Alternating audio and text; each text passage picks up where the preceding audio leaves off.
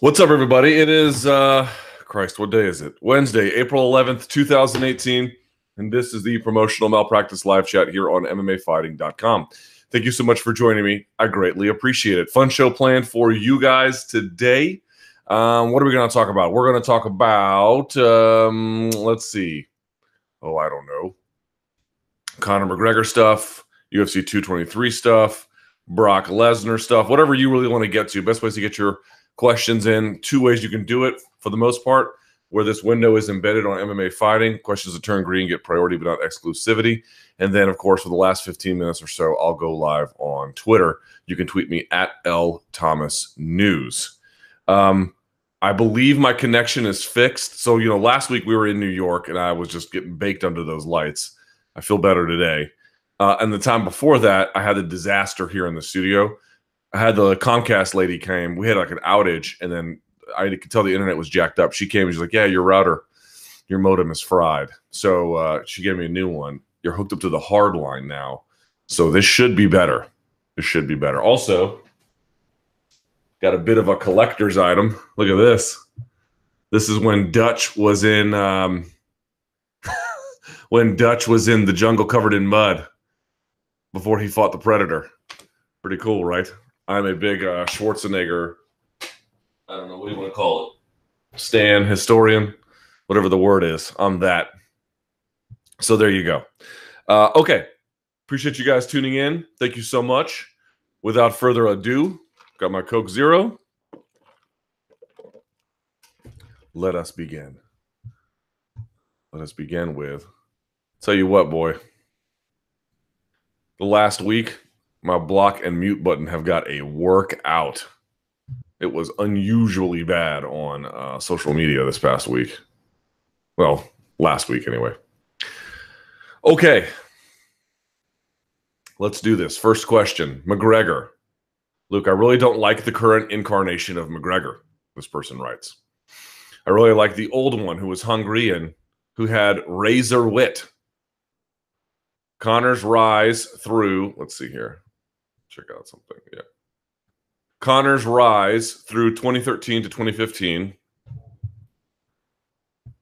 was a lot of fun to watch. But ever since the El Chapo press conference, he has been on this weird gangster wannabe trip.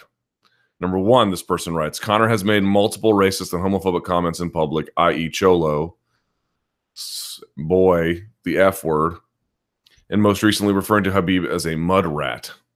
Where did he do that? I didn't see that. Every time it seems to get passed off as just a thing or that's Conor being Conor. At what point do we accept he might actually be a bit racist, xenophobic, homophobic, etc.? Well, hard to know because, one, it could all be an act, or at least part of an act, and intentionally provocative. Or two, it could just be that, you know what, this goddamn fan is killing me. Hang on. There we go. Sorry about that. So one is it could just be part of an act, so it's really hard to know. I don't know Conor McGregor, right? So I can't really say. The other one is that he likely comes from a part of the working class. America is the same in this particular regard, but working class Ireland, not that I'm in any way, shape, or form an expert on working class Ireland, but working class people typically have I mean, what do you want to say? They're a little bit less. They're a little bit more. You don't want to overly stereotype, but I just think among that world there is a lot less hand wringing over the use of these kinds of terms. I think it's probably a relatively fair way to put it. So they don't exactly see that they're necessarily engaged in behavior that would be considered that, although there's obviously a bit of a debate about that as well. But at what point do we accept that he might actually be? You can accept that at any point you want. Like if you really wanted to take those terms and their significance and the use of them seriously, you have plenty of ammunition. But people are going to have a sliding scale on that and how much they really care. But sure, no one's record is squeaky clean, but there's plenty if you want to live that way. Two, he slapped a Bellator employee. I'm told he hit a UFC employee as well, by the way, and pushed a referee after jumping the cage, and now has assaulted other fighters and UFC staff. Correct. It seems unlikely he will be punished. What level of violence does he have to commit to actually face some sort of consequence? Well, that's a great question, but it depends what you mean by consequence. So there's an article out. Sorry, I got an itchy eye.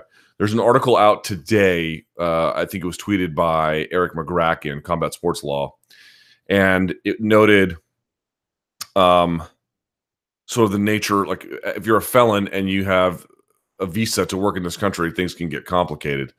But he may end up just pleading down to a series of misdemeanors, right?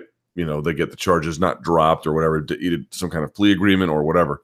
But it's unlikely that he ends up facing felony charges, number one. Number two, as I understand it, this will be his first offense, criminal offense, in the United States. So as a consequence, I talked to a buddy of mine who was a criminal defense attorney, actually in New York as well. And he told me that it is very unlikely he serves any jail time. Whether you're a fan of that or not, that appears to be the case. So that's two things to consider. And then three, the visa that he would need to compete, even if he were a felon, wouldn't necessarily be taken away because it's either a P or an O visa, which, yes, can be complicated by virtue of being a felon, but more typically would be not necessarily imperiled because you're not looking for a permanent kind of stay. You're just looking for a temporary one to do work, collect a paycheck, and go home. And they might be a lot more lenient with that. So to answer your question, you know, what type of violence does he have to commit to actually face some sort of consequence? Well, from the law, it probably means a lot more than what he has, or at least a secondary offense, since this is his first one. If you're the UFC, it's a really simple answer. They either can't do anything or they won't do anything, or it's a combination of the two. Maybe they could do something, but it would be financially ruinous. But that gets back to the idea of it being something that they can't do. So to me, this is a real simple one. The instant that doing business with him is bad for business, they'll stop. But we're nowhere close to that. In fact, we're not even I mean, that scenario is so far away from what we are. It's not even worth taking seriously at this point. I mean, it's probably worth having a discussion about. But the answer is we are very far away, right? Because it would have to be something like, and of course he has done nothing like this, but it would have to be something like a Jerry Sandusky level of you know, heinous crime or something, right? Where the mere attachment to him in some capacity would be considered, you know, toxic beyond comprehension. But as long as they can do good business with him, why on earth would they stop? Why on earth would they stop? Because there's no cost that they ultimately care about. And you could say, well, what about the cost to their brand? What about it? It is not an insignificant concern. It would have consequences later on down the road about what kind of decisions they made as an organization and what kind of principle they stood on. And if you're willing to allow this, what happens when somebody not as famous as McGregor does something similar? Yes, you could say, well, the same maxim would be employed where if it's bad for business, they'll let him go. If it's not, they won't. But then you ultimately end up developing a bit of a reputation as an organization that is, you know, you will do the expedient thing for financial purposes and not much else. And that carries a little bit of cost, social cost down the line. Remember, the UFC is always trying to be partners with the mainstream. What television outlet can we partner with? What mainstream celebrity can we have here? What big time sponsors can we have here? They're always seeking that. But if they really felt like that was imperiled in some kind of way, maybe this calculation would be different, but it's not. It's not. It's just not. You can, if you're a Conor McGregor critic out there, okay, you're entitled to be that, but you have to just face the facts. We're not in any kind of scenario right now where his actions have imperiled the business or his own business or his ability to generate business in the future. It's just not true. Or, you know, we'll see what the courts do, but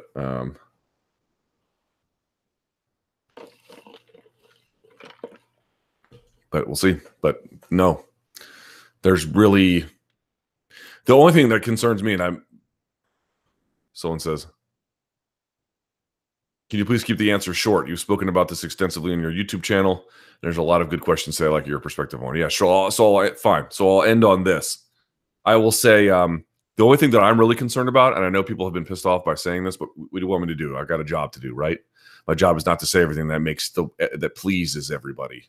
I honestly almost hope something would happen to him here. Not because I'm like, oh, we got to get Conor in some kind of Scooby-Doo villain sense. Oh, those pesky kids. It's not that. It's that nothing ever seems to happen to him until you get to a situation where something terrible happens to him. And I don't really want to get to a scenario where something terrible happens to him, something really tragic, something really bad for his business. That I don't want to get there. And I'm a little bit concerned about getting there because if nothing else happens to stop us from here to there, why wouldn't it just keep getting worse? If you're a young guy full of money and you feel morally justified by your actions, even if you're legally imperiled, chances are there's a case you might do it again, particularly if you are provoked in some kind of way. And to an extent, he was in fact provoked. I'm not worried about anything else but really that, to be quite honest.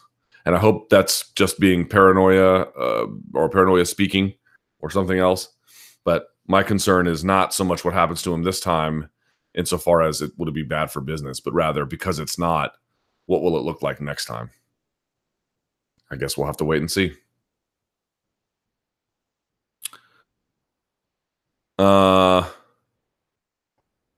Someone says he will face some consequences this time. I seriously doubt it. So here, let me read you what my friend wrote, who is a criminal defense attorney who operates in New York. Now, he doesn't have clients like Conor McGregor, but the point would still stand. Here is what he wrote. Depends on a lot, but no jail time. I suspect he pays the victims for lost wages and medical bills. The court will likely order anger management. It's likely he'll be convicted on misdemeanor only. However, let me caution you, this is only a guess. It gets more complicated if he gets a felony with his visa or immigration issues, but even then, there are ways around that. He can still fight anyway if it's only a felony, depending on what kind of visa he has. And will also depend on the severity of the injury of those who are affected. But there you go. People keep thinking, oh, the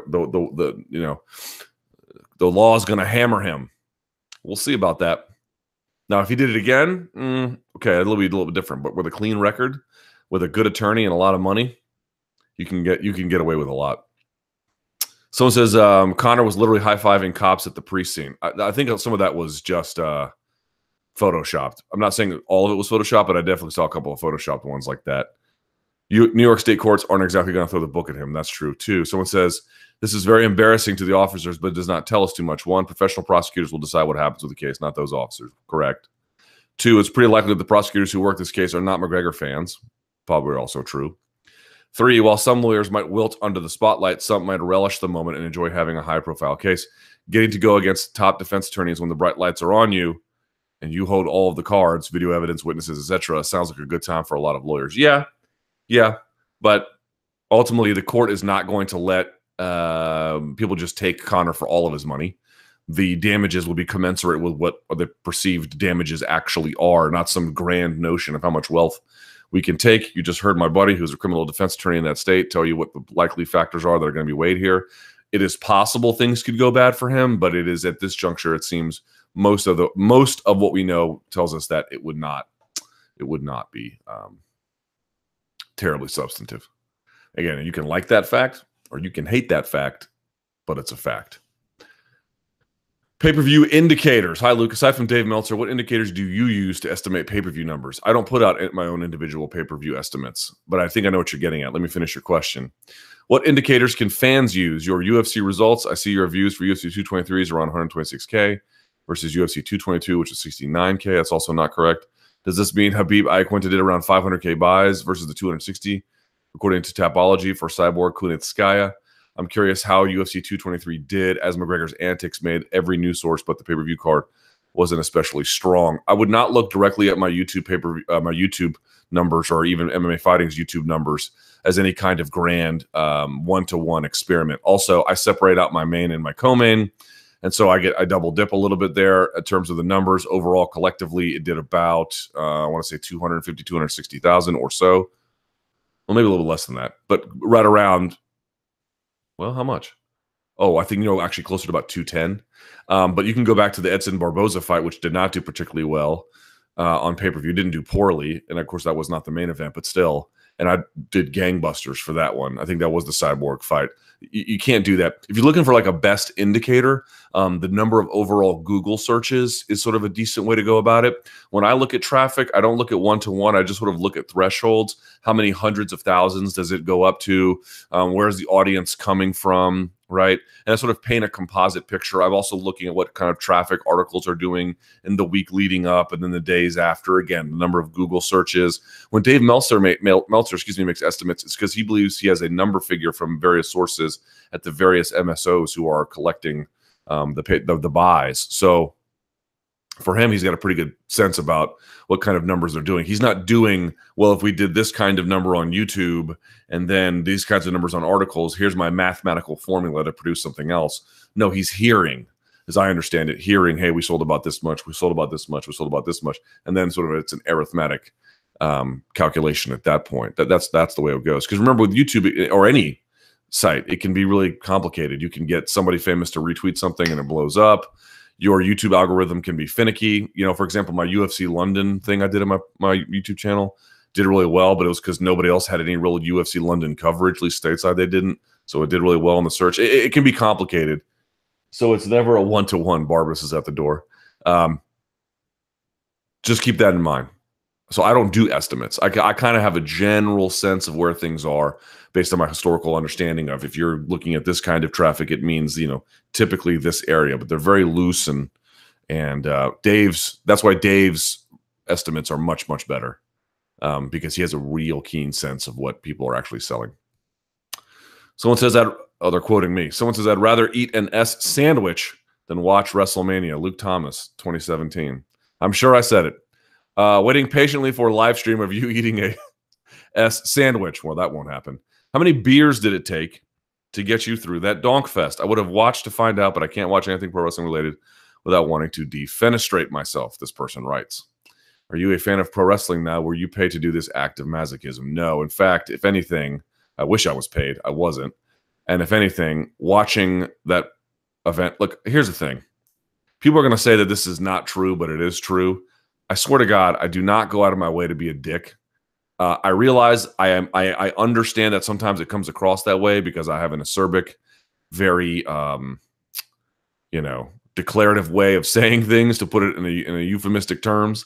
But I don't want to go out there and hurt everyone's feelings and say things. I've tried it before, and it's not that I mind if I really want to die on that hill, but I don't want to die on this hill. I have lots of friends who like pro wrestling. Here's what I'll say. I knew I wasn't going to like it, but I at least tried to go in there with an attitude of like, okay, try not to hate it.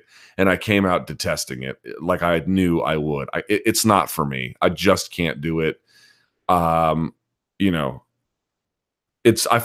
find it impossible to enjoy, basically, in any level at all. And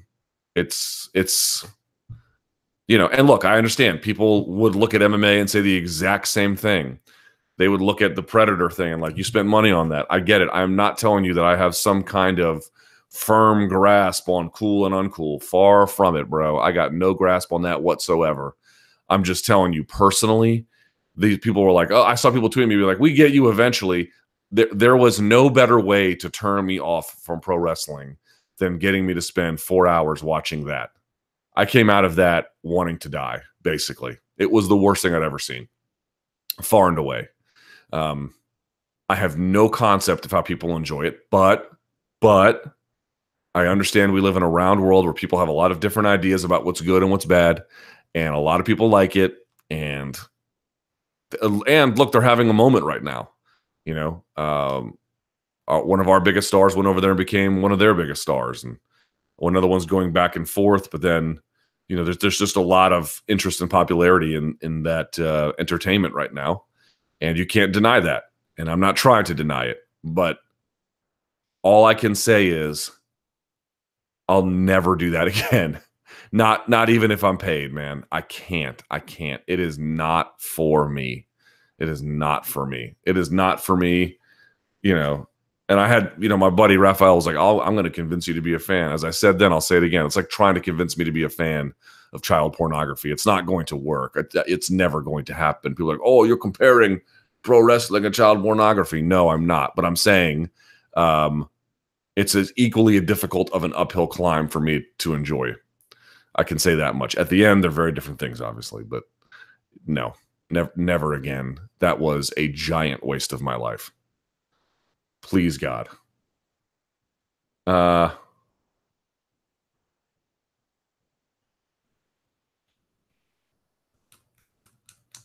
What? All right. Floyd versus Conor. Is this what we're talking about? God damn, y'all. Pro wrestling and Floyd Conor.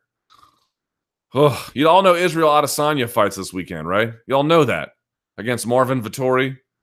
Y'all are aware there's actually like good, elite, awesome MMA this weekend. And we want to talk about this shit. All right. It's your chat as much as it is mine. Hey, Luke, is there any truth to the rumors that were brought up by multiple sources that there was going to be announced a Floyd versus Conor fight in the octagon under specific rules or something stupid like that if the bus attack didn't happen? Now, I didn't give a S about it when I first saw it posted on some unknown webpage, but then I started seeing articles from Forbes and so forth. Rogan was discussing it with Bas Rutten. Well, here's what I'm going to say to you right now, and I'm going to make this very clear, and I'm not going to mince words about it. I can't ignore this potential fight. I cannot ignore it because it's just it could actually happen. You guys saw my cynicism and my inability to believe anything from Mayweather versus McGregor, and it all happened. Okay, lesson learned. Lesson learned. So it might actually happen. If it happens, it will be stupid. It will be very, very, very, very stupid and will have little to no redeeming value other than somebody like me, I can admit up front, would benefit heavily from coverage from it. Here's the reality. Here's what I'm going to do. I'm going to make a promise to you. I won't ignore this news altogether, but I'm really not going to pay much attention to it, to be quite honest. I'm going to acknowledge it in as much as I have to through the chat or when something actual happens about it. But for the rest of the time, I'm just going to ignore it because here's the reality. Either this is not real and we're all wasting our time, and I don't want to waste any more of your time or my time doing anything other than what I know to be concrete. Or it is going to happen, and it's going to happen under two different circumstances. One, he actually fights MMA, and if he fights Conor, he will get absolutely massacred, no doubt about it. Or he fights somebody else, and it will be terrible MMA. Or he does fight Conor, and it will be under a dumbass rule set where, once again, we're going to hamstring Conor to preserve Floyd's ego, and then we will also be doing something stupid. I'm not interested in that. I'm super, super not interested in that. And I would really encourage you to also not be interested in that. And I can't make you. And nor am I going to spend a lot of time trying to not make you. If this is what you want and this is what the wider world wants, well, then the tide will take us all out to sea and drown us there. But I'm just saying, insofar as I can swim away from that, I will. I do not want to spend any time talking about gimmicky, bullshit, nonsense fights that don't prove anything, that don't show anything, that exist as some kind of mental masturbatory activity. Not interested. I like MMA. Show of hands. Do you like MMA? Okay, me too. Who here likes good MMA? Right? Hi, everyone. My name is Luke Thomas. I like good, elite MMA. I really think at elite MMA, that's the sweet spot. And yes, we occasionally all have an appetite for the freakier side of things. When there's a Yaranoka and some guy the size of the Empire State Building is being armbarred by Fedor. We all have our vices now and again. But the majority of the time, especially when the sport could use a reminder about what portion of it is and isn't good, this is the most I'm going to talk about this fight ever until it is in fact concrete. And even then, I will give it short shrift. It's dumb. It's idiotic. It proves nothing. And for Conor, if this is true, and it may not be, so I don't want to blast the guy, but if it's true, it is the biggest waste of somebody's prime I've ever seen. At least Floyd has the decency to do this in his 40s. You know, if Conor's actually doing, oh, he's going to make a ton of money. Why do you care? Why do you care? It does nothing for you. Israel Adesanya versus Marvin Vettori does something for me. Justin Gaethje versus Dustin Poirier does something for me. It's a return to the consumer. And I would love to see Conor McGregor fight. I do not need to see Floyd fight ever again. I do not need to see him lace up gloves, nothing. I'm so over that shit. I want to see elite MMA, and I want to see an elite competitor like Conor McGregor in his prime out there competing, not throwing hand trucks or dollies or whatever they are at buses. And I'm pretty sure a lot of you feel the same. I am an MMA fan. I love MMA. I want to see MMA, and I want to see the highest level of it. That's why I got into it. That's why I enjoy it. That is what sustains me. That is why I am a fan. All of this nonsense is a total obstruction to all of that.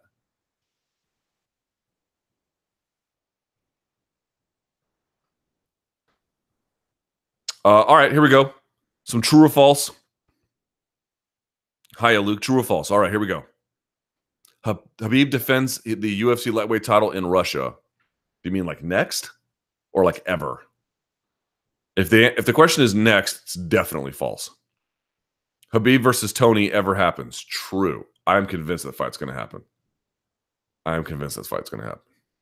Al Iaquinta's damage taken versus Khabib alters his career for the worst. No. It wasn't quite enough. Al Iaquinta's a very good fighter, and overall in his career, he has not taken a ton of damage. Conor goes to jail again. You mean like ever? Oh, God, I hope that's not true. I'll probably say true. Conor should knock 3 fights off every UFC card. Not in the way he did, but we could use, I'll say false, but we could use a few less fights. New York State Athletic Commission robbed Max Holloway. I will say true. I will say true. UFC robbed Anthony Pettis. Robbed. I won't agree that they robbed him, but they definitely mismanaged that situation. UFC moved RDA Colby to make sure Colby didn't get murdered in Brazil. Yeah. So as a matter of fact, I don't know what he said on Arrow Show. I have not had a chance to hear it yet because remember I got to do my show and a podcast that day, so I'm behind. But he was on my show on Friday, and on Friday, and that was like right before the presser because we were right across the street from the Barclays Center. And he comes over and we talked, and he the whole time was saying, yeah, you know, they've promised me Secret Service level security there and blah, blah, blah. And then it goes and gets announced that it's going to be at UFC 225. And I was like, well, why didn't he tell me that? It turns out he didn't even know till the very last minute. I think the whole Conor thing was like too much of a security challenge for them, and they didn't want any part of it, which is really interesting. He told me, I asked him, this was my question to him. I was like, what are your DMs like these days? He goes, they're insane. I get death threats all the time. All the time. Apparently there are like favela leaders or something beyond just the random people who have sent him death threats. And again, I think we can all agree that, you know, that's not a fair penalty for whatever infraction you think he's committed. So to answer your question, did they move RDA Colby to make sure Colby didn't get murdered in Brazil? I would say true. Murder might be a strong word, but somehow physically harmed? Yeah. Yeah, definitely. Bellator gives Roger Huerta another fight. For sure. True. Benson Henderson gets a Bellator lightweight title shot in 2018. True. Ronda's striking against Triple H was better than all her UFC fights. Guys, you please don't make me talk bad about pro wrestling anymore. I can't do it. I don't want to be I mean, I don't mind being a villain. I really don't. But I just don't want to be a dick to things that people like. Like if I can avoid it. Yeah. Sure. I'm not sure what to say.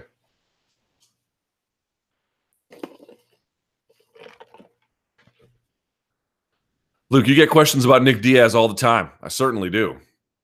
And there has never been a story. That's true. Well, now I'm hoping you have something to work with. Is Nick going to return? I don't know. I have not talked to his manager.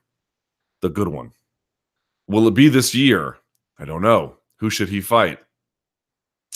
Anybody in that top 10, which you're going to say, oh, he doesn't deserve it. But would you like him to fight a middleweight or welterweight? Middleweight. And is he still relevant and or competitive? Relevant, yes. Competitive, hard to know. He's 35 in August, but he's not taken a lot of damage recently and probably stayed in reasonably good shape, I'm guessing. 37 fights on the clock with 1 win in the last 4 latest UFC run, and the last fought January 15th. I still think he's probably competitive. At the very, very high end, no. But, you know, middle and down, maybe a little bit. Oh, I hear Barbas. I can't tell if y'all can hear him or not. Someone says Nick Diaz versus Bisping. Oh, that would be tremendous. Perfect fight. I mean, fights don't get much more perfect than that, to be quite honest. That would be a perfect matchup. Someone says, also, what about Cowboy Cerrone versus Lawler at welterweight? They already did that, right? Someone says GSP is not going to partake in another Diaz fest. No, he definitely isn't. Definitely isn't. This one's not wrecked, but it's kind of interesting. Prior to this weekend, I rewatched some old Thug Rose fights, including her total beatdown of Paige Van Zandt from a couple of years ago. Surprisingly, Paige was the betting favorite in that fight. That got me thinking about old fights that we could look back on all the odds and say, what the hell were they us thinking? Here are just a few that stick out. Paige was a minus 140 favorite over Rose. That's not a substantial favorite, but I see what you mean. And by the way, wasn't Rose either coming off of a loss or just the 1 win? Let me verify that. She was coming off of, yes, the Angela Hill win, which was good, but she'd had 2 losses back-to-back prior to that. And Paige Van Zandt was coming into that contest with, on a 1, 2, 3 fight win streak. So keep that in mind. But I see what your point is. McGregor was a minus 400 favorite over Diaz. Okay, but Diaz was coming in on 10 days' notice. That's not that crazy. Brock was a minus 200 favorite over Kane. That one's a little crazy. I can understand that. Verdum was a minus 200 favorite over Stipe. That's a little high, but it was his hometown. He was on a nice win streak. Are any of those surprising to you? The Brock one, yes, for sure. Anything we can learn from this? Being an odds maker is hard. The numbers don't always reflect the actual odds intentionally, right? The odds might look a certain way, designed to elicit betting. One of the best things I ever saw was not so much about these fights in particular, but I talked to a guy who knows a lot about MMA stats, and they were saying that a lot of odds makers, especially when the UFC was really, expanding, let's say 2012, 13, 14, that a lot of odds makers were taking baths on these European fights because they were trying to make odds for guys they just didn't know a lot about. This is still a problem, although less of one. But they were, it would be like Donkey from Czech Republic versus Donkey from Northern Ireland. And they didn't really know much about them or, how fast these guys could improve because a lot of them were in their early 20s. And the results would just be bloodbaths for the odds makers. And so you could say, wow, look at all these upsets that are happening. But are they really upsets if the initial odds you were laying down were just jacked up because you were working with very incomplete information? It's sort of an interesting mind game you can play, but you get the idea. But for those individually, again, guys could just be confused. Humans are imperfect. Some of those odds may be designed to elicit betting, and then some of them just could be, straight up wrong. Let's see what we have. Zabit Magomedsharipov, future champ. Zabit impressed again at UFC 223, and he looks like the real deal. By the way, if you guys hear banging, no, my neighbors are not in love with one another. I have construction going on at the house. So you may not be able to hear it. I can hear it, but I don't know if it's coming through to the microphone. Can you see something that sets him apart from other up-and-comers that have been billed as future champs? Yes. If so, what makes him special? Let me finish the question. Or is it like always, we will have to wait and see what happens when he starts fighting top 10 or top 5 guys? Well, it's definitely going to be the case to see what happens when he starts fighting top 10, top 5 guys. Yes.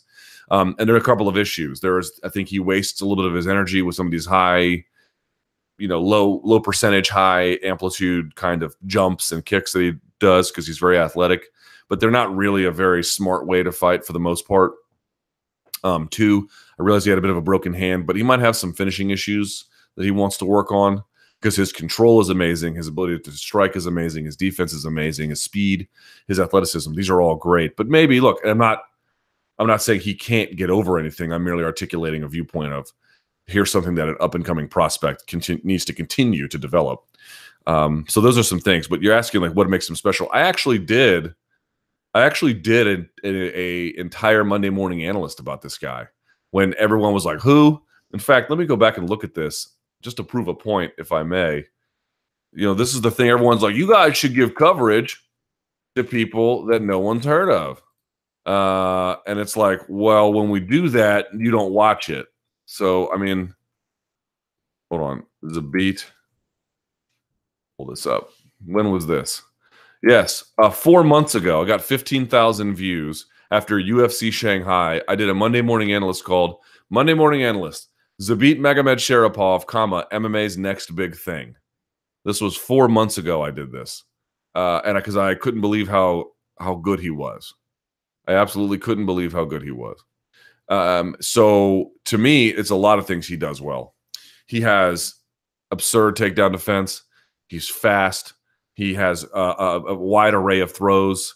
He has a good jab. He's got good striking defense. He can strike in close range, outside. He can strike at distance. When I think he can learn to manage his cardio better, I don't think it'll be at all liability. He's got good. He beat, remember, Shaman Morais using knee on belly the whole time. He's got great rides, great top control. He's got a good ability to get up from underneath. Like, he can do basically everything well, athletically, quick. He makes good, for the most part, makes good, quick decisions, you know, when to react. Again, some of the things he has to work on, taking away some of that flashy stuff, because I don't think it services him in the end a whole lot. And it might cost him a little bit, especially getting a guy like Kyle Bochniak, who just kind of stays in your face. Maybe he's outgunned, but he's going to be very hard to put away, so you got to be very careful about that. There are some things to work on for him, to be sure, but you want to talk about somebody who just looks the part. They don't come a whole lot better than this in any weight division ever. To me, you're looking at a guy who I don't know if he's going to hold a belt. You can never say to be sure, but he looks to me like somebody who's going to contend for it and may hold a title one day, because he is an excellent fighter.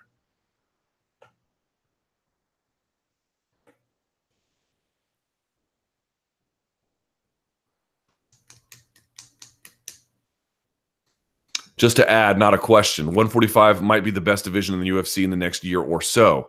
I'm sure I missed some names, but there's a good number of legit young fighters in this division. I love the youth growth out of featherweight. You have Holloway, 26 years old. Ortega, 27.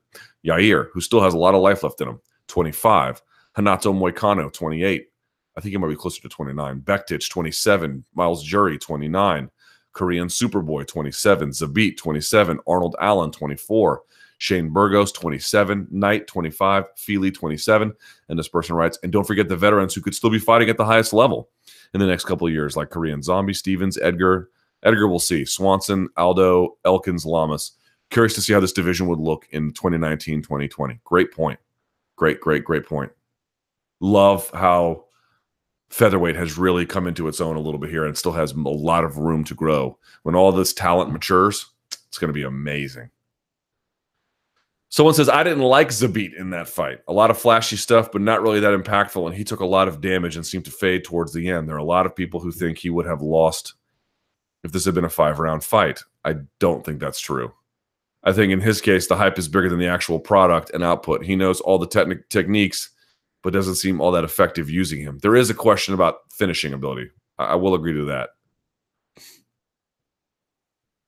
Someone says he had a broken hand in the locker room before the fight. Someone goes, then he should go for submission stuff. You realize that will impact that too, because you still have to grip for the takedown, or grip for a body lock, or grip a hand, or grip a wrist, or any of that. Like, that doesn't make it easier. That makes all your submissions harder to pull off too. Not a very capable challenge to the aforementioned argument. Let's see here.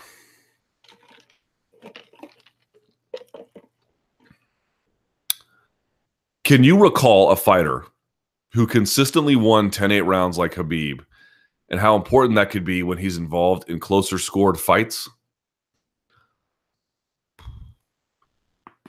Not to my knowledge. Khabib got a lot of credit. I mean, a lot of guys win 10-9s. Like Fitch won a bunch of 10-9s back in his UFC run. Khabib got a lot of criticism for his stand-up, and particularly his high chin. Okay. Where do you personally draw the line between unconventional technique that can be successful and just poor technique that could be exposed? Because Khabib did out jab Iaquinta, who himself is a good striker? It's a great question.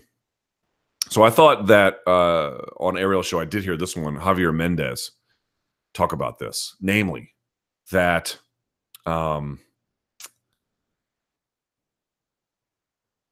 of the reasons why he thought Rogan's criticism was unfair was because look at the strikes that Khabib was throwing. He took a couple of things at liberty there, but for the most part, it was 1 and 1, 2. I mean, maybe a 1, 2, 3, not even any 4s. Nothing like that. He was sticking to what he knew and was staying in that range. And as I mentioned, both literally and figuratively, and as I mentioned on Twitter when I posted my Monday Morning Analyst, here's what you can say about Khabib striking. It is limited. It's limited, but it's effective because he doesn't expose himself to too much risk in the course of striking. And on top of that, he has already established 10 minutes of dominance where somebody like Iaquinta can't really let his hands go as much as he probably would like and be on the balls of his feet and moving and dancing because he's worried he's going to get lifted off of them, right? So there's also that impact as well. So to your point, where do you draw the line between unconventional technique that can be successful and just poor technique? Poor technique ultimately won't work.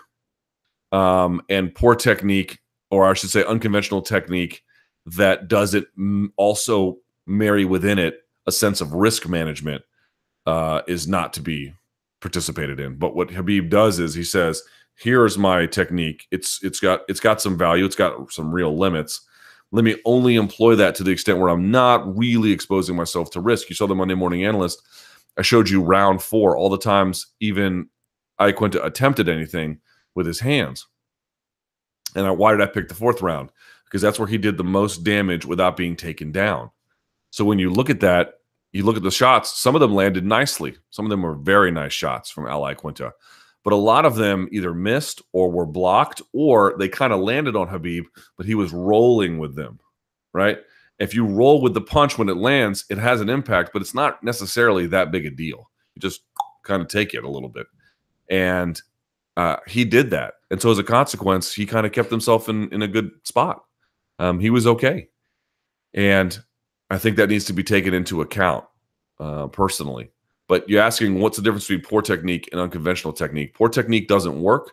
An unconventional technique that can get you in trouble is when you, like, for example, if you can't take somebody down because you're stuck, so you're just going for Imanari roll after Imanari roll after Imanari roll with no real consideration. That's not what Khabib was doing. He was constantly pumping the jab, constantly staying in that face, keeping the distance, threatening enough takedowns to keep Iaquinta honest, and then by the 5th round, taking him right back down. How much damage can we really say Khabib took? How much can you really say his takedowns were thwarted? They were, if you look, again, I mentioned this before on the Monday Morning Analyst, go look at his percentage of takedowns. They're almost right in line with his historical average. And his average is a very high average or at least a very high level of success, right? So keep that in mind. Let's see here. Let's see.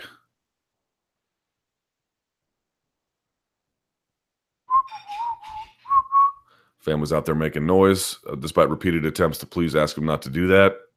Drives me crazy. Let's see.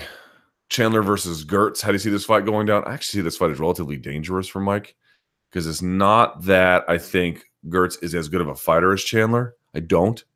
But Chandler will take some risks, and Gertz is the kind of guy with big power and athletic ability who can make you pay. So Chandler needs to fight a little bit smarter early on. He's a better fighter. There's no doubt about it. But I think that's a tougher matchup than, I should say this. It could be a much tougher matchup than I think many are expecting.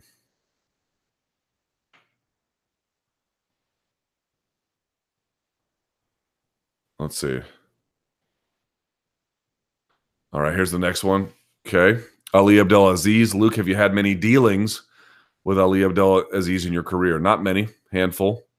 What is the deal with him and your take on how he is to deal with? I'm a big follower of MMA, but I usually ignore any noise going on outside of the cage.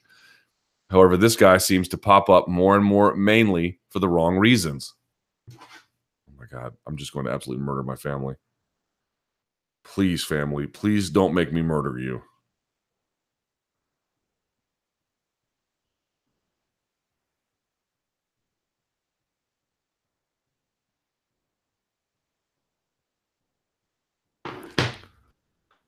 Where was I?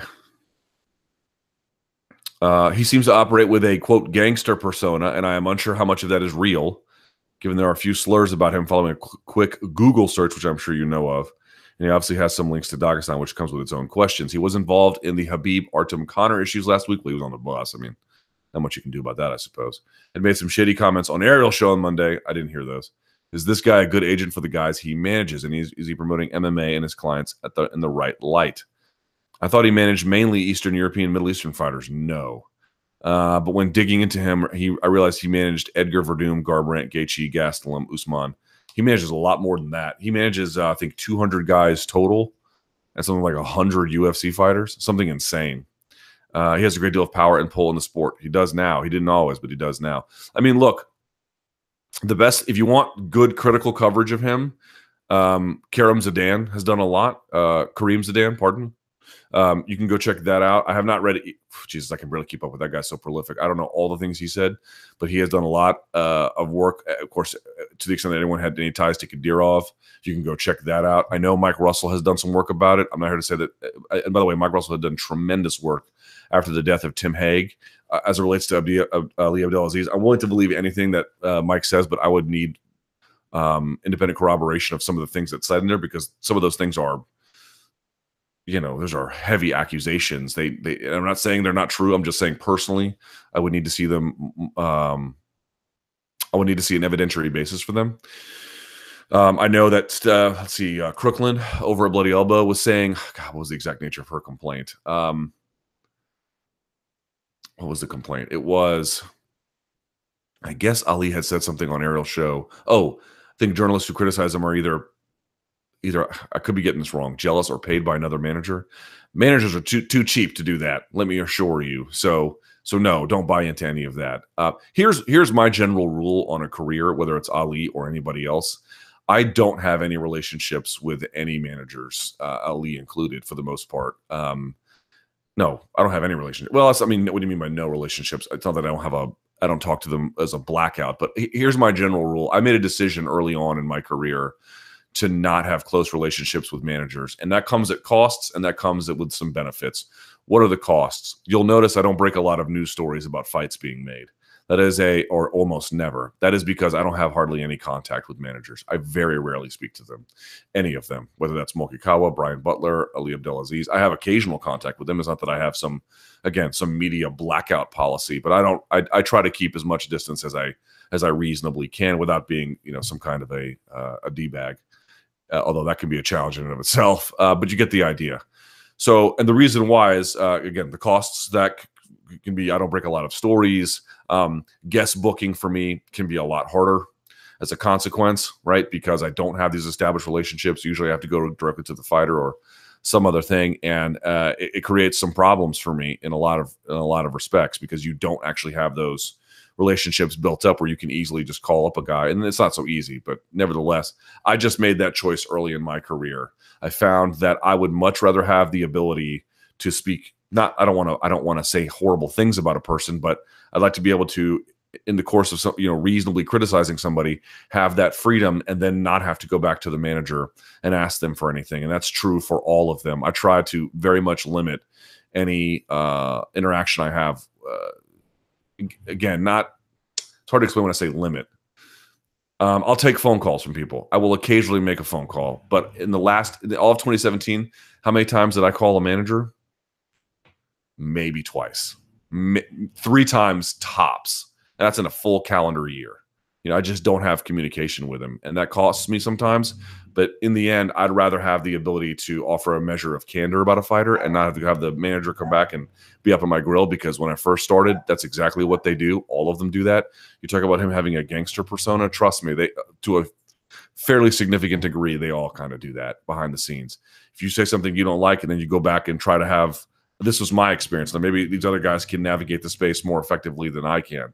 But in my personal opinion, I had a lot of problems trying to offer candid commentary and then having to go back and set up something on down the line. It was just a real big problem, even if the fighter themselves didn't necessarily have a problem with it. This was a constant thing for me. So to me, it's like, do I have a lot of dealings with him? No, I really don't. I very rarely have his fighters on my show. Coincidentally, I think I have one today. But if you look at my show, you can see all the guys I've booked very, very, very, very rarely is one of his guys on my show. And I think it's Justin Gaethje. And I have, by the way, I have also farmed out all guest booking to my producers. I don't do it anymore. So the answer is, you are allowed to read whatever that and make of it. I don't have enough of a relationship with the guy to say a whole lot beyond what's already written out there. Other people have done a lot more research on this than me. And if you're like me and you want to get into media, you need to make a choice. At least I did. Again, maybe other guys in the space can navigate this better than I could. But for me, it was a pretty clear choice. I had to make a choice between what kind of, like, who did I want to be? Did I want to be more of an analyst type or not? And because I did, I was like, I'm going to limit my exposure to all of them. And I don't even know who manages half these guys. Like, if you ask me who's Donald Cerrone's manager, couldn't tell you. Oh, or name a guy, Darren Till, couldn't tell you. And that creates problems for me. But I'd rather have those problems than other problems. All right, the NBK. Thirsty up in here today.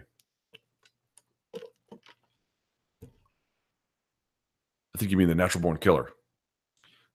Yes, you do. One of the fights I am most looking forward to is at Glendale. Excuse me. One of the fights I am most looking forward to at Glendale is Condit versus Oliveira. So some questions about this. What do you think of Oliveira as a replacement opponent? Better or worse than Brown? Brown's upside historically has been higher, but Oliveira is a rough and tumble fighter. And for a fighter like Condit, who was also that way, but appears to be on the other end of his career in that regard, it's a bad matchup. The only thing that's a bit of a saving grace is, one, maybe Condit needed to get into a rhythm after his comeback, and two, Oliveira's coming on a relatively short notice. So that's the only thing I can say is a bit of a saving grace. But as a, like, if this guy is best versus that guy is best, it's a crazy one. How much do you think Condit has left in the tank? My hunch is not much, but I would love to be wrong. Would love to be wrong. And I've been wrong about many guys before. So you're going to ask me for a candid commentary. My hunch is probably not a lot. But let's give him another shot. If Condit loses, does this mean he is done?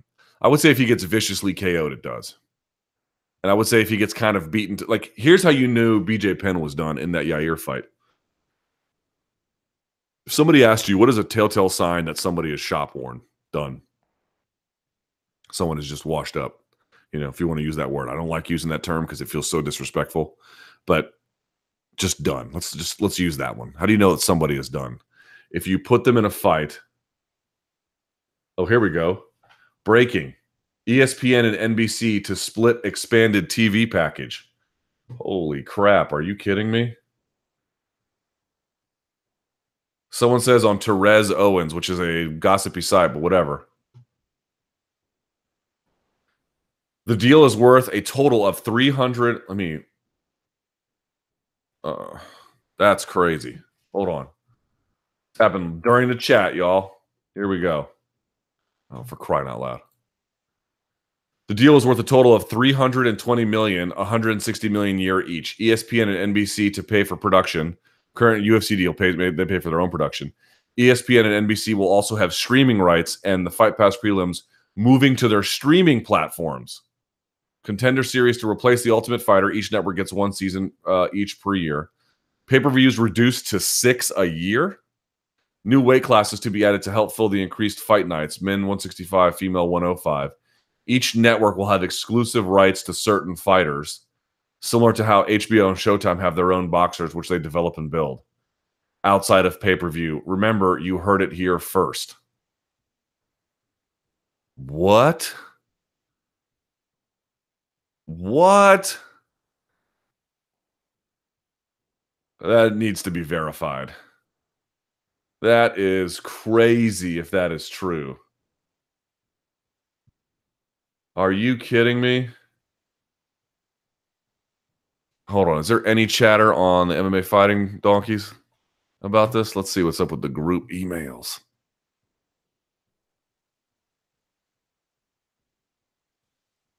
Nothing yet. That is, I'm sorry, I had my mind blown by that. Are y'all crazy? Let me read that one more time. Someone says the deal is worth a total of $320 million, $160 million a year each. ESPN and NBC to pay for production. I had heard that they had wanted to do that. Remember, this is unverified. Just keep this in mind. ESPN and NBC will also have streaming rights, and the Fight Pass prelims moving to their streaming platforms. They're just going to duff on Fight Pass? Contender Series to replace The Ultimate Fighter. Each network gets one season each per year. Boy, I would be very happy with that.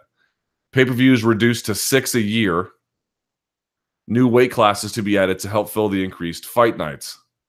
They don't say how many shows a year. Men 165, they would be in female atom weight.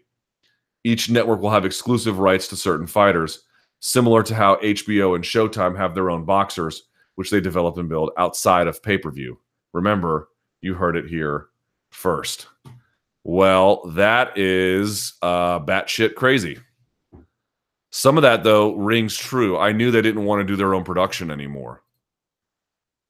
That is wild.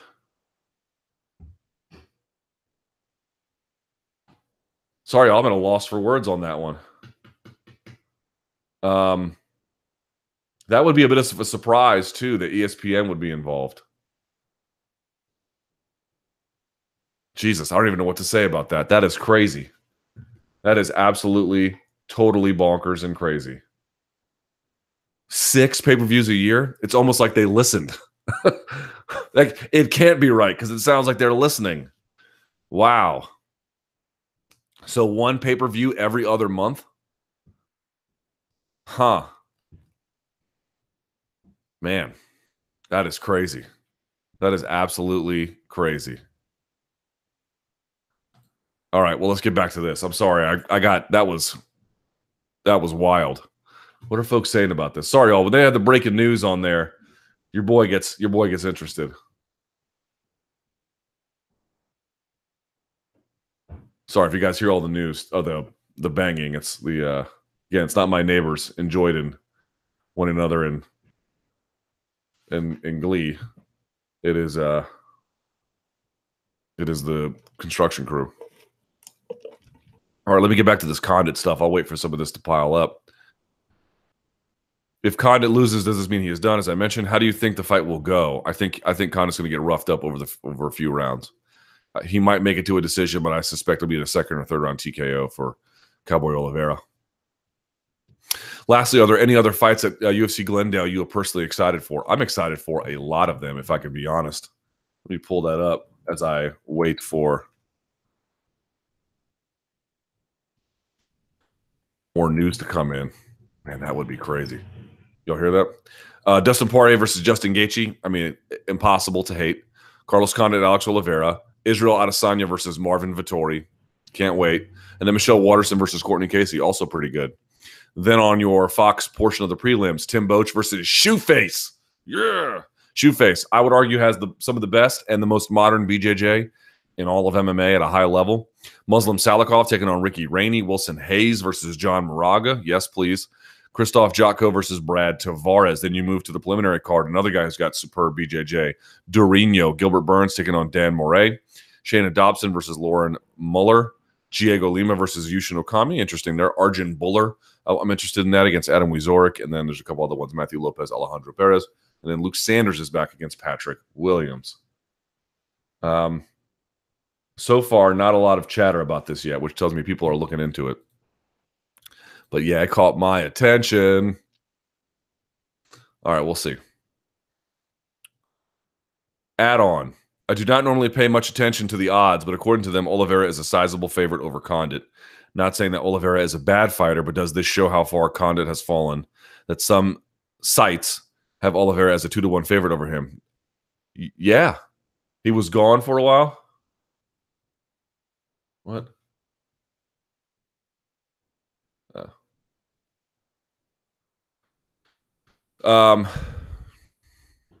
Yeah, it does. Guys, he had a long layoff and he took huge beatings, huge, lengthy, prolonged beatings. And he didn't look Sorry, I mentioned what's the sign that someone looks like they're shop worn? It's when they don't throw back. You look at BJ Penn in that Yair fight, he wasn't getting knocked out. He was just kind of, you know, over and over again. Condit doesn't do that, at least not yet. So that tells me there's some life left in him. But how much, we're going to have to see. What do you make of Condit's career as a whole? I think he is a Hall of Famer. I think he is just shy of Hall of Fame territory. So it says also your WrestleMania watch party was really funny. Thank you for watching. I appreciate it. Someone says, great work. This is a green. I'm not even making it up. This is green. Great work for me this week. Just wanted to say thanks and good job for all the work you did last week. Well, thank you. That's very nice of you. It was crazy. And without you and Ariel, it would have been frustrating not knowing what was going on. I enjoyed all the extra content you put up. Appreciate you guys as well, man. Can't do it without you. Let's see.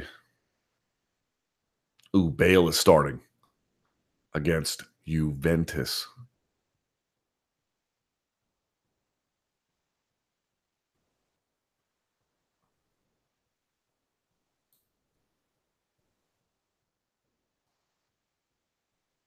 All right. Khabib's comments on George Lockhart working with Max Holloway. Hey, Luke, in a high-profile fight, it would be difficult for fighters to share a coach who's knowledgeable of the other fighters' game plan, strengths, and weaknesses. Is it a conflict of interest for a nutritionist to work with fighters on both sides of a bout who would be privy to a fighter's condition, shape, weight, and cardio, etc.? It really depends on the relationship and the value, and it depends on the relationship with the fighter and then the nutritionist, as well as what they are legally and not legally obligated to say. In fact, if somebody had a really good ability to always make sure somebody made weight, and again, I think it would be a little bit unfair to criticize George Lockhart here because of what the NYSAC did. But what I'm saying is, if someone was like, look, I have an NDA, I can't tell this other person about their condition, I can only tell you about yours, and they were actually they were fully adhering to those concerns, I wouldn't have much of a problem. I'd say sure, because you would want the best guys doing the best work, right? Or the most important work. You wouldn't want to leave it to chance. Now, if those guys were not very good, that would be a bit of a problem. But you would imagine if Khabib and Max Holloway, now a champion, and certainly one who was a champion before the week, were using him, that would speak highly of his ability. I'm only pointing out it really just depends on there should be some kind of contract that would stipulate this thing. Leave nothing to chance. All the elite fighters do not leave anything to chance other than what they absolutely have to when the bell rings, and nothing more. That's what I would say. Khabib mentioned that Lockhart was no longer working with him because he liked Max more than him. I had George on my show as well. Did Khabib make these comments and fire Lockhart because George tried to work with both Max and Khabib? I don't know. It's a good question. He was kind of coy about it on my show, saying, we couldn't come together for this one. But he said, I think he told me they were still working together in the future. So keep that in mind.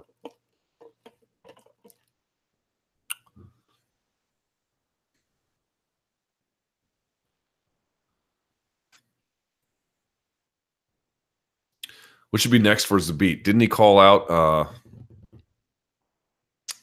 Yair? I would love to see that. I would love to see that. Poirier versus Gaethje. Hi, Luke and fellow MMA fans. I'm so pumped for this fight. And with Tony and Conor possibly out all year, this fight may even have title implications. Can you give us your thoughts on this fight? Man, I cannot wait for this contest. To me, it's a tough fight. Here's what this one comes down to for me. Dustin Poirier is probably the overall, certainly the more talented striker of the two. Not as good of a wrestler, but pretty good in his own right. And Justin Gaethje isn't necessarily the best striker, but because he takes so much risk, he can be a very effective striker. And plus, those leg kicks are brutal and interesting and nasty as well. So to me, it's the same question that he faced in the Alvarez contest, because Poirier is probably not going to try and take him down, I don't think.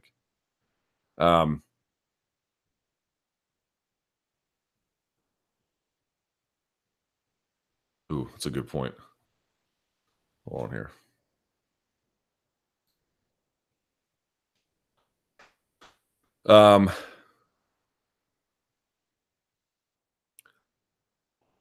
Is Poirier capable of avoiding the onslaught from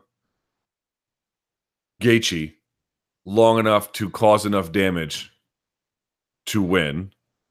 Or conversely, is Justin Gaethje, in other words, how much damage has he taken?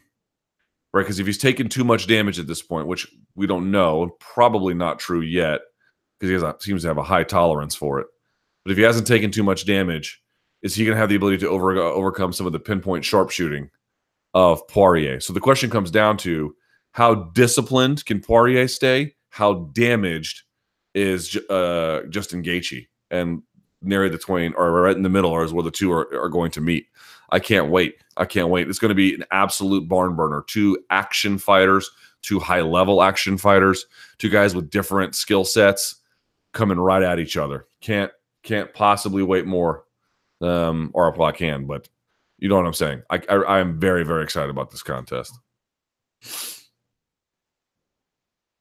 Where do you think the winner goes next? The top of the lightweight division is getting quite bottlenecked with Khabib, Tony, Conor, love triangle. Poirier still has the Alvarez fight to write, and Gaethje would be great with anyone. That one's tough, because when is Tony going to return? Maybe the winner fights Tony, and then that person gets a title shot if Conor doesn't come back, or if Conor comes back, they do. It's going to be really hard to say. Really hard to say. But I'm excited. I am very excited.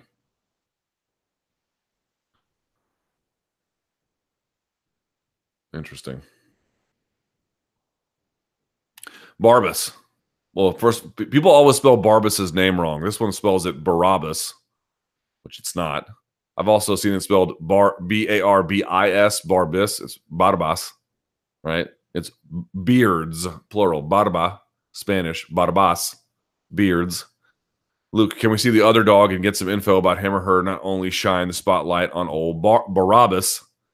Yes, I would, but my other dog, do I have a nice picture for you to show you guys? Let me see. Let me pull up one here. Show you donks. She's big. She's like 40 pounds, and she's really shy. So it makes it kind of hard to show anything. I have to pick her up on camera, and nobody ever wants to see that. I've got all these pictures from Fight Week. Let me find this joker here real quick. All these Fight Week pictures is so funny. Let's see. Then all these photos from Awesome Con. Hold on. I got one here. Here. This is Mirena. This is Lola. Let me put this up so you guys can see. There. That is my other dog, Lola, on the couch, sleeping.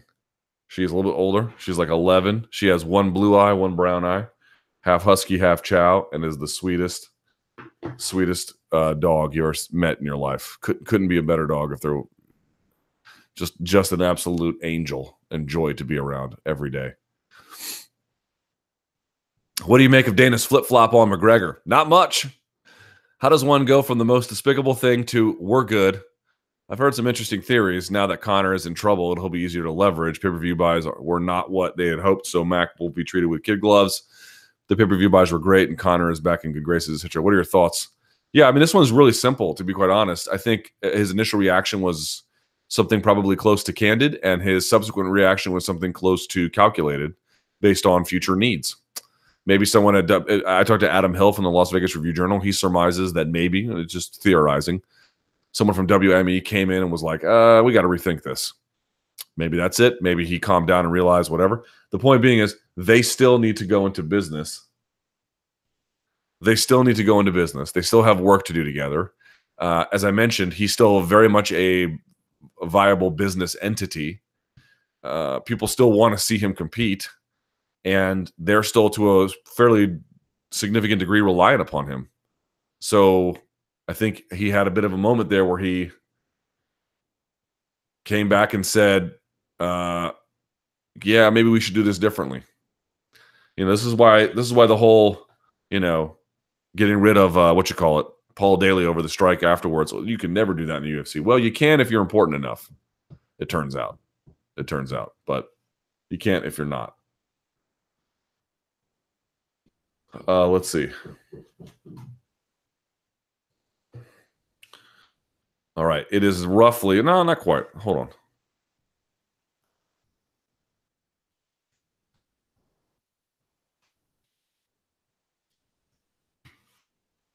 All right. WrestleMania. Jesus, more questions about this? Can you describe the depths of your shame? I don't have a whole lot of shame left anymore. In all seriousness, I'm curious about what the experience was like for you. Did you enjoy yourself? No, it was terrible. It was really, really, really, really bad. It was really bad.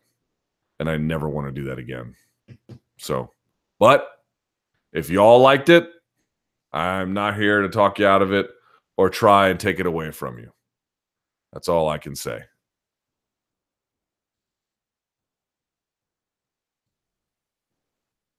Let's see.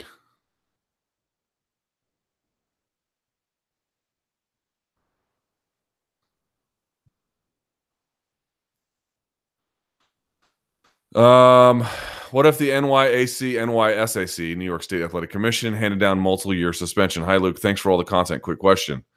Most people have focused on potential lawsuits from fighters against McGregor and the fact that there is no way the UFC cuts him. But what if the NYSAC hands down a 4 or 5 year suspension to McGregor? He's not licensed with them, so I don't know what they could do. He did, after all, injure multiple fighters on a sanctioned card in their jurisdiction. And based on their logic, Felder can't fight Khabib because they've made it rankings. Who knows what they'll do? If they give him a long suspension, which they can't because he's not licensed, other athletic commissions will honor that, right? Yes, if they did, they would. I haven't really heard this possibility being discussed and would love to hear your take on it. Yeah, I guess unless and until he is licensed there, they can't suspend someone who doesn't have a license there. Maybe if he applies for one, they'll deny it, although I have a hard time believing that. Maybe if they do, they'll put certain conditions on it, I suppose.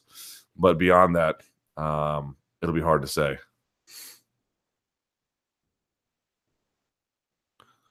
Okay.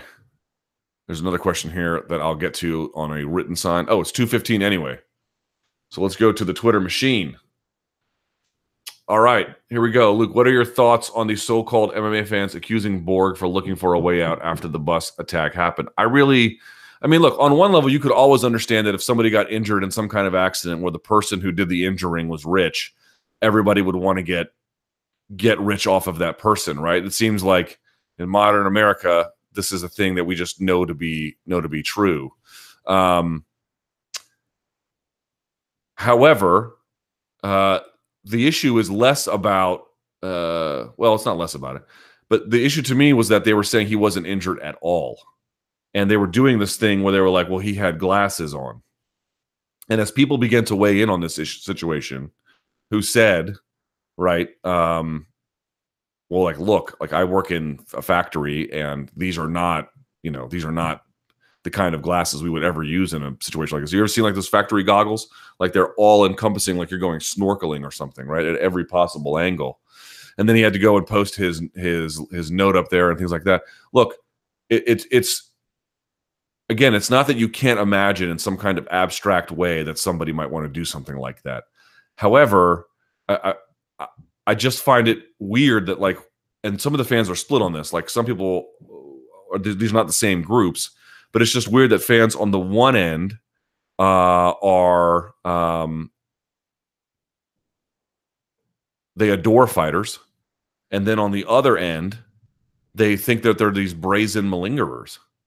And I just don't understand that really. That how you could have. I mean, it is possible to be both those things or be an object of both those things in a way that would make sense, but not really.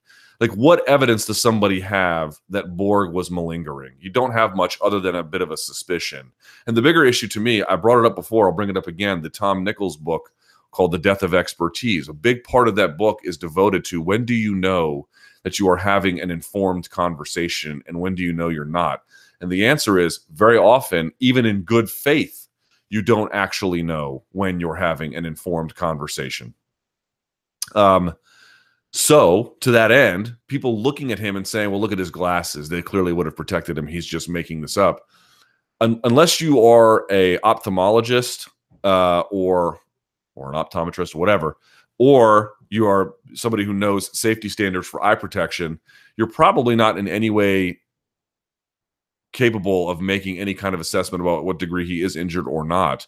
Moreover, we are talking about a portion of the population that is usually, in almost every circumstance, very rarely is this not true, willing to hide injury or prevent it, or prevent showing it, or to disguise it as a way of getting to the finish line to go make money. They're not typically very sophisticated in terms of conniving.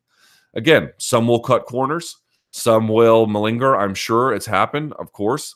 But when you get to this level, it's fairly rare. And if you're going to make those kinds of accusations, you should have a really good reason to do that. And when you begin to also realize that the basis of your argument is, well, me, person who knows nothing about the eye other than I have one, but I've never studied it in any kind of medical capacity whatsoever, and I don't understand eye injuries. Can someone really tell me in great detail without looking at Wikipedia what a corneal abrasion is? Someone showed me a slide of an eye and what that would look like, and I certainly can't do that. I don't know anything about that.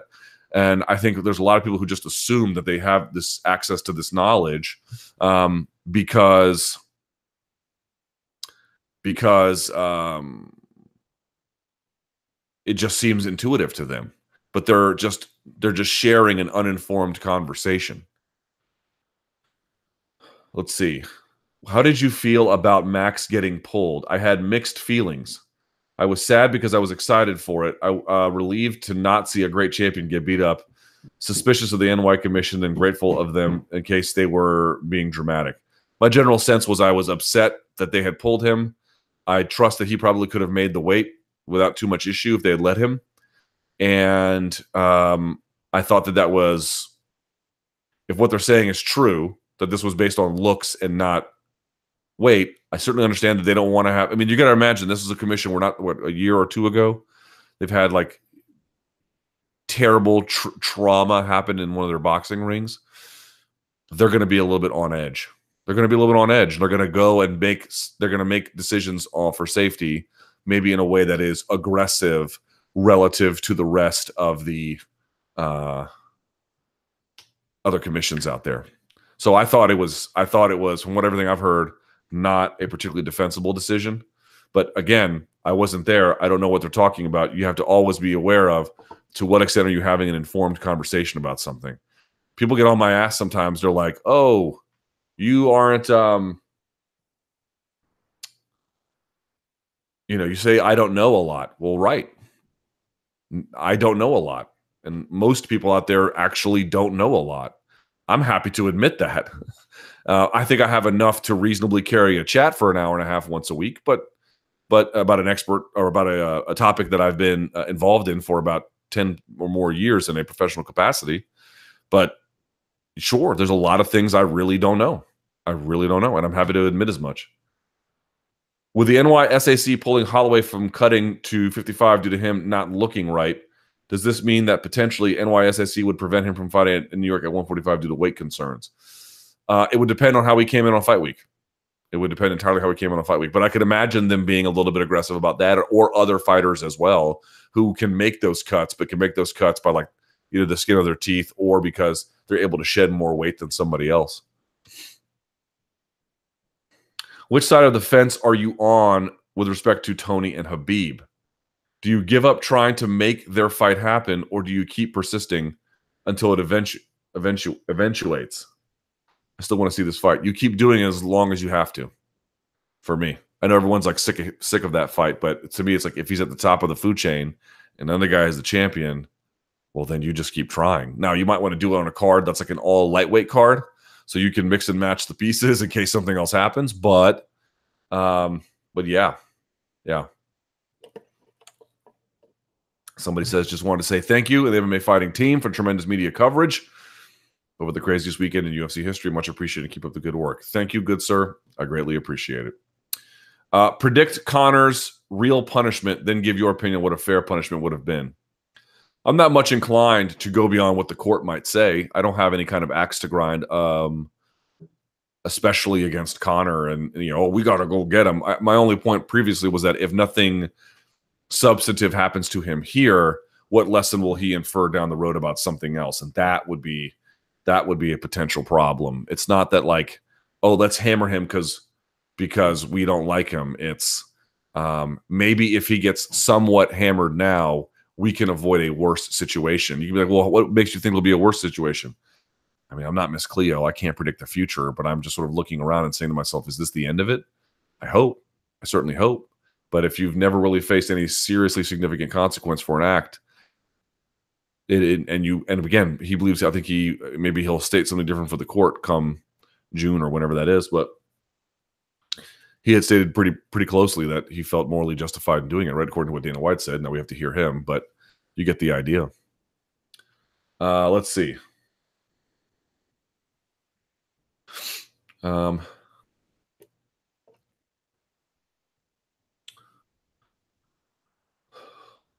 are we? Oh, right.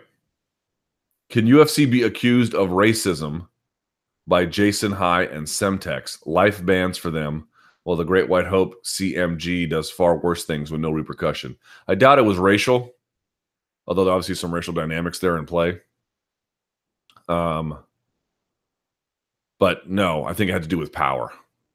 I think it had everything to do with power.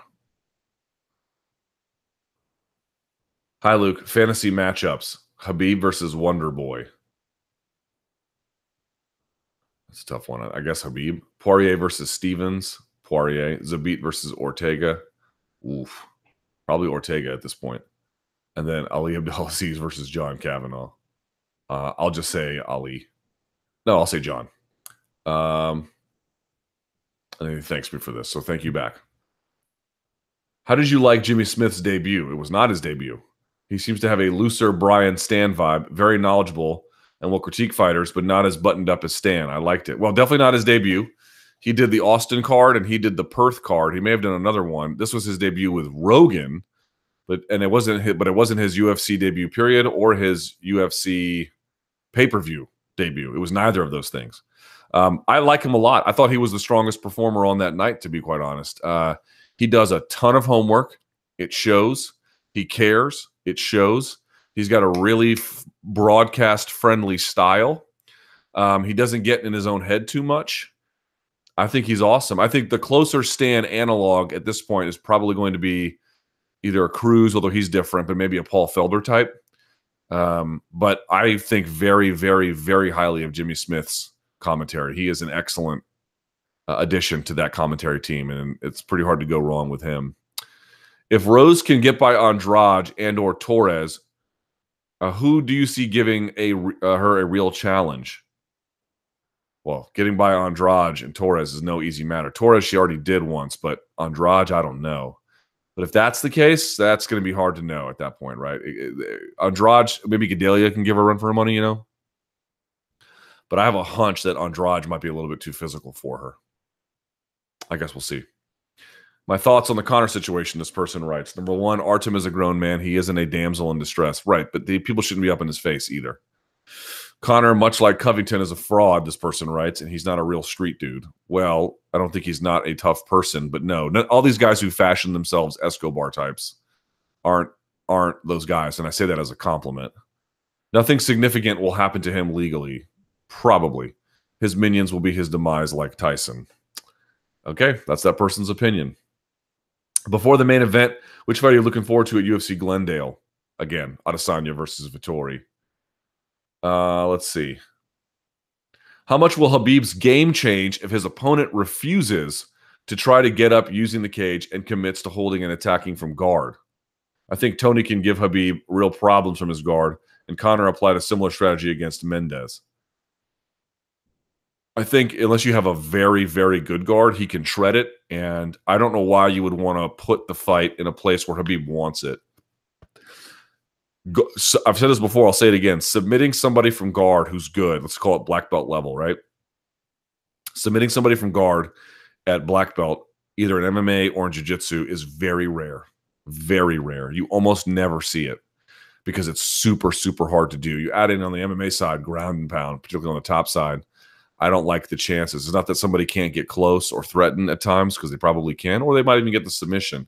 But I wouldn't bet on it. I don't think that's the best way to fight Khabib, to be quite honest. I think you have to stop his takedowns as much as possible and then get in his face, back him up, maybe even take him down and really put it on him. You have to do to him what he does to others. But I think just giving him the fight from top control, I don't like that at all. Let's see. Some of these are really long. With all the chaos MMA has gone through this year and part of last year, what keeps you engaged and still passionate about the sport? Ooh.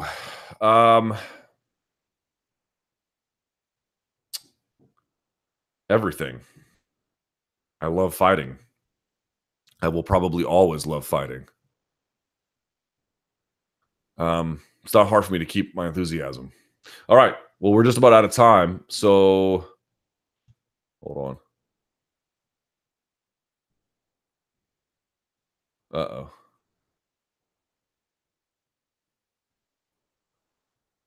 There we are. All right. So let's do this. We have to go. I appreciate everybody tuning in. There are a couple extra questions I'll get to after, not even this, but my radio show. I'll come and write some responses in there. Appreciate you guys tuning in.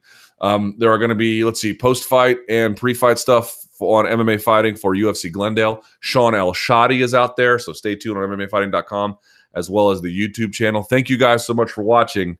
And until next time, my friends, stay frosty.